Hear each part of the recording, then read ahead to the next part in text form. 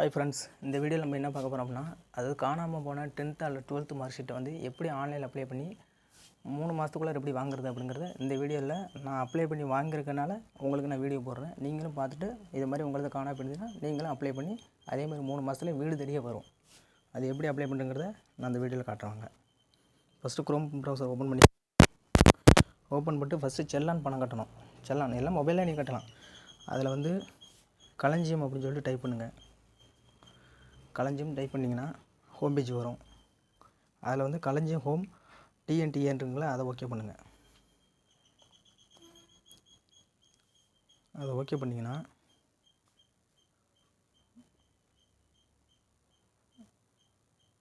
அதில் வந்து பப்ளிக் செல்லான் இருக்கும் பாருங்கள். ஃபஸ்ட்டு அதில் பப்ளிக் செல்லான் இருக்குங்களா அதை ஓகே பண்ணிங்க.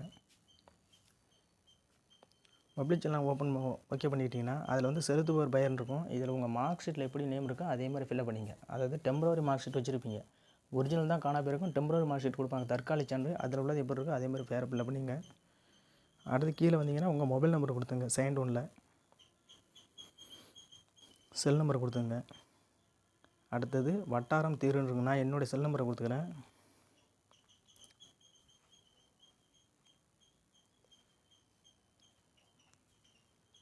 வீடியோ ஸ்லோவாக தான் இருக்கும். நீங்கள் ஒரு வாட்டி பார்த்துட்டு நீங்கள் அப்ளை பண்ணிங்க. அப்போ தான் உங்களுக்கும் புரியும். அடுத்து ரைட் சைடில் வந்தீங்கன்னா வட்டாரமலை தெருவுன்னு கொடுத்தீங்கன்னா ஆதார் கார்டில் என்ன ஸ்ட்ரீட் இருக்குங்களோ அந்த தெருவு கொடுத்துருங்க. அதில் கீழே வந்தீங்கன்னா உங்கள் கிராமம், ஆதார் கார்டில் உங்கள் கிராமம், அதாவது உங்கள் ஆதார் கார்டில் எப்படி இருக்கோ அந்த கிராமம் கொடுத்துருங்க. அதேமாதிரி அஞ்சல், அது உங்கள் பின் நம்பர் உங்கள் ஆதார் கார்டிலே இருக்கும். பின் நம்பர் நீங்கள் கொடுத்துக்கலாம். அப்படியே ஸ்க்ரோல் பண்ணி கீழே வந்தீங்கன்னா மாவட்டம், நான் என்னுடைய மாவட்டத்தை கொடுத்துக்கிறேன். நீங்கள் உங்கள் மாவட்டத்தை கொடுத்துங்க. இதெல்லாம் சாதாரண மொபைல்லே அப்ளை பண்ணிக்கலாம். நீங்கள் இது சிஸ்டம் கடையில் வெளியெல்லாம் பண்ண வேண்டியதில்லை, சாதாரணமாக மொபைல். அடுத்த துறையின் பெயர், இதில் தான் நீங்கள் கவனிக்க வேண்டிய விஷயம். இது என்ன துறை அப்படின்னு பார்த்துட்டோம்னா அது டைரக்டரேட் ஆஃப் கவர்மெண்ட் எக்ஸாமினேஷன் அப்படின்னு இருக்கும். அதை கோடு நம்பர் கூட நான் காட்டுறேன் உங்களுக்கு. நீங்கள் டைரெக்டாக அடிக்க வேண்டியதில்லை, டைரெக்டாகவே அடிக்கிறத விட கோடு நம்பர் சொல்கிறோம். அந்த கோடு நம்பர் நீங்கள் போடுங்க. 04 3 04 304 அதை அடிச்சிங்கன்னா போதும். அது ஆட்டோமேட்டிக்காக அதே ஃபில் ஆகிக்கும். அடுத்து வந்து டிடிஓ ஒன்று இருக்குது பார்த்தீங்களா, டிடிஓ சாதாரண உங்கள் டிடிஓ மட்டும் செலக்ட் பண்ணால் போதும். பக்கத்தில் அடுத்த டிடிஓன்னு இருக்கு பாருங்கள், அது அதில் ஒன்று தான் வரும். அதை மட்டும் செலக்ட் பண்ணிங்க. இது வந்து 04 304, அடுத்த டிடிஓ வந்து ஒன்று தான் வரும். அந்த ஒன்று வருது பாருங்கள், அது ஒன்று தான் வரும். அது ஒன்று செலக்ட் பண்ணி, அது யார் அப்ளை பண்ணாலும் எல்லாருக்கும் ஒரே சேம் தான், டிடிஓ மட்டும். அடுத்த கீழே வந்தீங்கன்னா துறையின் பெயர் இங்கே கொடுத்தீங்கன்னா அதே மேலே ஃபில்அப் பண்ணிங்களா 04 304, அதே டைரக்டரேட் ஆஃப் கவர்மெண்ட் எக்ஸாமினேஷன் அப்படிங்கிற அந்த தலைமைச் செயலகம், அதாவது நம்ம அரசு தேர்வு இயக்கத்துக்கு தான் நம்ம அனுப்புகிறோம். அதனால் நம்ம அதே 04 304 கொடுத்துங்க. மேலே என்ன கொடுத்தீங்கன்னா அதே 04 304 கொடுத்து ஓகே பண்ணிங்க. அடுத்து கீழே வந்தீங்கன்னா செலக்ட் டைப் பண்ணிருப்பாங்க. செலக்டை கொடுத்துக்கிட்டு கீழே வந்து ரிசிப்ட் டைப் பண்ணிருக்கீங்களா, அதில் வந்து ஃபீஸ்னு கொடுத்துங்க. ஃபீஸ் கொடுத்துட்டு அடுத்து துணை வகைன்னு இருப்பாங்க.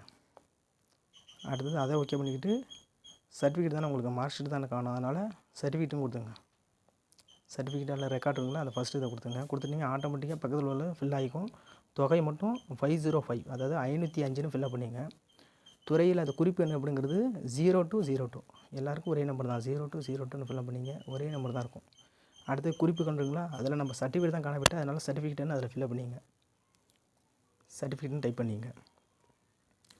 அடுத்து கீழே வந்துட்டிங்கன்னா அப்படியே ஆன்லைனில் நீங்கள் அப்ளை பண்ண வேண்டியது. ஆஃப்லைனில் அப்ளை பண்ணியாச்சு. நீங்கள் இப்போ பேமெண்ட் மட்டும் இந்தியன் பேங்க்கில் கட்ட வேண்டியது. அது நெட் பேங்கிங் யூஸ் பண்ணுங்கள். Debit card credit card use பண்ணாங்க, நெட் பேங்கிங் யூஸ் பண்ணுங்கள், அது நல்லது.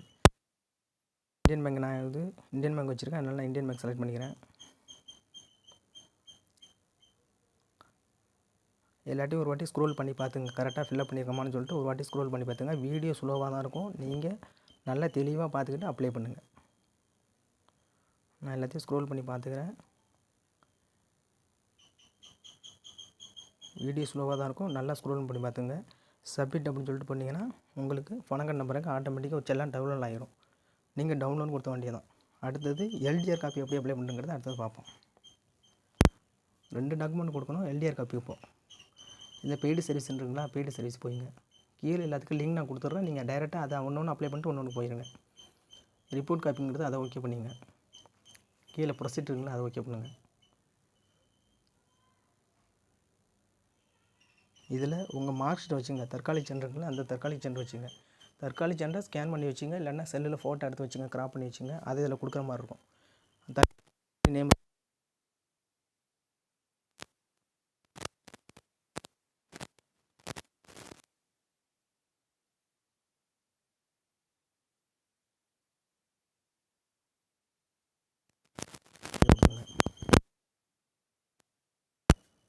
செகண்டில் அட்ரஸ் லைன் 2 அப்படின்னு இருக்கிறதுல உங்களுடைய தாலுகா அல்லது அதில் உள்ள டிஸ்ட்ரிக் கொடுத்துங்க. தாலுகாவும் டிஸ்ட்ரிக்கும் கொடுத்துங்க. இதில் வந்து நீங்கள் ஃபைல் அப்லோட் பண்ணுற மாதிரி இருக்கும். அதாவது தற்காலிக சான்று அப்லோடு பண்ணுற மாதிரி இருக்கும். பணம் பேமெண்ட் கட்டினதுக்கப்புறம் தற்காலிக சான்று அப்லோடு பண்ணால் தான் அந்த சர்டிஃபிகேட் டவுன்லோட் பண்ண முடியும். உங்களோட பின் நம்பர் கொடுத்துங்க. அடுத்த இமெயில் ஐடி, உங்களோட இமெயில் ஐடி கொடுத்துங்க. ஸ்மாலில் கொடுத்துங்க இமெயில் ஐடியெல்லாம். அடுத்து உங்கள் மொபைல் நம்பர் கொடுத்துங்க மேலே. ஏன்னா மொபைல் நம்பர் கொடுத்தீங்கன்னா மொபைல் நம்பருக்கு ஓடிபி வரும். தற்போது நீங்கள் வச்சுருக்க மொபைல் நம்பரே கொடுக்கலாம். கையில் என்ன நம்பர் வச்சுருக்கீங்களோ அந்த நம்பர் கொடுத்துக்கலாம். கொடுத்துட்டு பக்கத்தில் கேப்ச்சா இருக்குது பார்த்தீங்களா, அதை ஃபில்அப் பண்ணுங்கள். இது வந்து நான் அப்ளை பண்ணி இந்த மார்க் ஷீட் டூப்ளிகேட்னு போட்டு எனக்கு 3 மாதத்தில் வீடு தேடி வீட்டுக்கே வந்துட்டு. சில பேர் வீடியோவில் சொல்கிற மாதிரி நான் அப்ளை பண்ணி வாங்கிட்டேன். அதுதான் நான் உங்களுக்கு வீடியோமாக போட்டிருக்கேன். இப்போ ஓடிபி வரும். சப்மிட் கொடுத்துட்டு ஓடிபி கொடுங்க. மேலே உள்ள ஓடிபி கொடுத்துட்டு கீழே அதே கேப்ச்சா திருப்பி ஃபில்அப் பண்ணி திருப்பி சப்மிட் கொடுங்க. மேலே இப்போ ஓடிபி வந்துட்டு ஓடிபி கொடுத்துட்டு கீழே அதே கேப்ச்சா போட்டு திரும்பியும் கேப்ச்சா எடுத்து அந்த கேப்ச்சா கொடுத்துட்டு ஃபில்அப் பண்ணுங்கள்.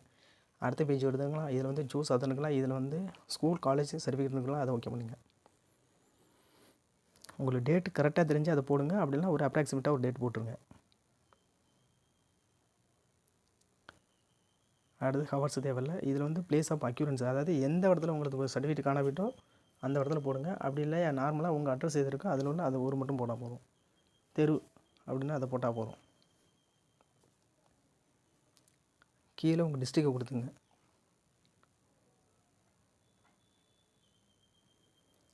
நான் என்னோடய டிஸ்ட்ரிக்டை கொடுத்துக்கிறேன்.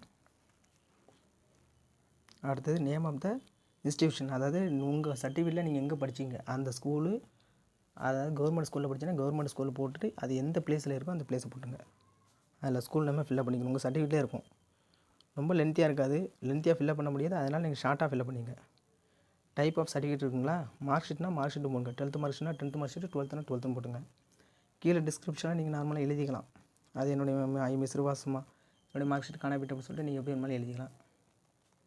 ஃபில்அப் பண்ணிட்டு மேக்கே பேமெண்ட் இருக்கு பாருங்கள், அந்த பேமெண்ட் கொடுத்துட்டிங்கன்னா நீங்கள் நெட் பேங்கிங்கில் கட்டுங்க. நெட் பேங்கிங்கில் பணம் கட்டி முடித்த பிறகு திரும்பி அப்லோடு ஃபைல்னு கேட்கும். அதில் தான் அந்த டெம்பரரி மார்க் ஷீட்டை ஃபில்அப் பண்ணணும். இது நெக்ஸ்ட் பேஜ் போதுங்களா, இதில் ப்ரொசீட் கொடுக்கணும். ப்ரொசீட் கொடுத்துட்டு பேமெண்ட் பேஜுக்கு போவோம். பேமெண்ட் கட்டிட்டு திருப்பி அப்லோடு ஃபைலுன்னு கேட்கும். அப்போ டெம்பரரி மார்க் ஷீட்டை கொடுக்கணும். கொடுத்துட்டு ஃபார்மை டவுன்லோட் பண்ணிங்கன்னா உங்களுக்கு மார்க் ஷீட் வரும். நான் நெட் பேங்கில் போய் கட்டுறேன், நல்லா காதில் வாங்கிங்க. அதாவது இதில் வந்து நீங்கள் டெம்பரரி மார்க் ஷீட்டை கொடுத்துட்டு பேமெண்ட்டை கட்டிட்டு டெம்பரரி மார்க் ஷீட்டை கேட்கும். அதில் கொடுங்க. டெம்பரரி மார்க் ஷீட்டை கொடுத்தீங்கன்னா அப்புறம் தான் ஃபைல் டவுன்லோட் ஆகும். நான் பேமெண்ட்டு கட்டிடுறேன். நெட் பேங்கில் போய் பேமெண்ட்டு கட்டிடுறேன். அடுத்தது கட்டிட்டு mark sheet temporary mark sheet கேட்கும். டெம்பரரி மார்க் ஷீட்டு அதில் ஃபைல் அப்லோடு கொடுக்கணும். ஃபைல் அப்லோடுனா பிடிஎஃபாக கொடுக்கலாம், இல்லை ஜேபேக்கும் கொடுக்கலாம். ஜேபேக்கை கொடுத்துட்டு நீங்கள் என்ன பண்ணுறீங்கன்னா ஃபைலை டவுன்லோட் பண்ணிங்க. அது நான் நெட் பேங்கில் போட்டு இந்த ட்ரான்சாக்ஷன் பாவோட என்னோடய பாஸ்வேர்டை கட்டுறேன். இப்படி தான் இருக்கும். அந்த நாங்கள் டவுன்லோட் பண்ணியிருக்கோம் பாருங்கள். அதாவது பேமெண்ட் கட்டின பிறகு உங்களுக்கு சர்டிஃபிகேட் இப்படி தான் வரும். நீங்கள் அந்த அதாவது லெஃப்ட் சைடில் கீழே இருக்குமாங்க டெம்பரரி மார்க் ஷீட்டு, அதாவது பேமெண்ட் கட்டின பிறகு அந்த ஃபைலை அப்லோடு பண்ண பிறகு தான் டவுன்லோட் பண்ணணும். டவுன்லோட் பண்ணால் இது மாதிரி ஷீட் வரும் உங்களுக்கு. இதில் லெஃப்ட் சைடு இருக்கிறது உங்கள் டெம்பரரி மார்க் ஷீட்டு.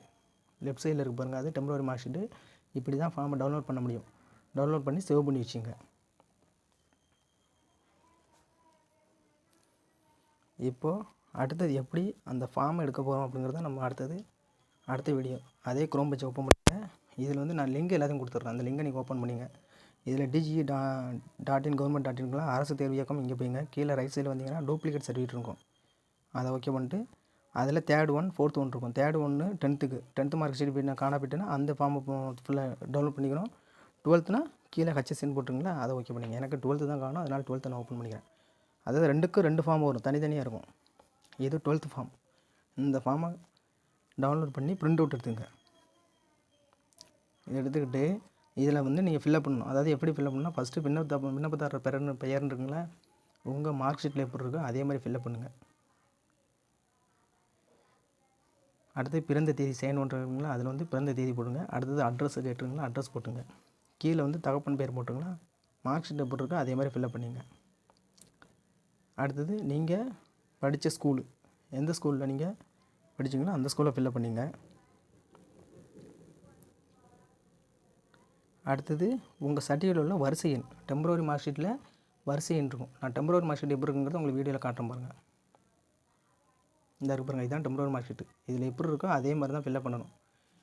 நீங்கள் அனுப்பும்போது டெம்பரவரி மார்க் ஷீட்டு, அந்த செல்லான எல்டிஆர் காப்பி, ஆதார் கார்டு இதெல்லாம் தான் போஸ்ட்டில் அனுப்பணும்.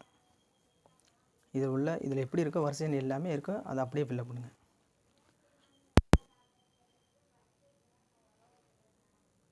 தற்காலிக சேனல் எப்படி இருக்கோ அதே மாதிரி ஃபில்அப் பண்ணுங்கள். அப்பா பேர் எப்படி இருக்குன்னா அப்பா பேர் அப்படியே ஃபில்அப் பண்ணிங்க. கீழே வந்து மாதம் வரட்டும், அதாவது நீங்கள் எப்போ 10th இல்லை 12th எப்போ படிச்சிங்களோ அந்த மாதம் போட்டுங்க. கீழே உள்ள எல்லாமே ஃபில்அப் பண்ணிட்டு இல்லை நேம் மொழி இருக்குங்களா, அதாவது எப்போ எந்த மாதத்தில் படிச்சிங்களோ அது எல்லாத்தையும் அப்படியே ஃபில்அப் பண்ணிங்க. தேர்வு எழுதிய பள்ளி, அதாவது நீங்கள் எங்கே பப்ளிக் எழுதுறீங்களோ அந்த ஸ்கூலில் போட்டுக்கணும். தேர்வு எழுதிய பள்ளின்னு கேட்டிருக்கு, எங்கே பப்ளிக் எழுதுனீங்களோ அந்த ஸ்கூலில் போடணும். மேலே நீங்கள் படித்த பள்ளியை போடணும், கீழே வந்து தேர்வு எழுதிய பள்ளி அப்படின்னா பப்ளிக் ஸ்கூலில் நீங்கள் எங்கே பப்ளிக் படிச்சிங்களோ அங்கே எழுதணும். பப்ளிக் எங்கே போய் எழுதுனீங்களோ அந்த ஸ்கூலில் எழுதுங்க. அடுத்தது ஃப்ளோயாண்டாக விட்டுறலாம், அதெல்லாம் நீங்கள் ஃபில்அப் பண்ண வேண்டியதில்லை. அடுத்து கீழே வந்தீங்கன்னா இந்த கருவூலத்தின் பேருங்களா, நீங்கள் ட்ரெஷர் ஷீட்டு நீங்கள் அப்ளை பண்ணிங்களா, செல்லான் அப்ளை பண்ணலை, அதில் எவ்வளோ தொகை அதாவது ஃபில்அப் பண்ணிங்களோ அதை போடணும். அதாவது செலுத்தப்பட்ட கட்டணங்கிறதுல 505 ரூபா போட்டுங்க. செலுத்திச்சிட்டு என் தேதினா, அதாவது என்றைக்கு நீங்கள் செல்லான் கட்டினீங்க அந்த செல்லானில் அன்றைக்கி டேட்டு கொடுத்துருக்கோம், அந்த டேட்டை ஃபில்அப் பண்ணிங்க.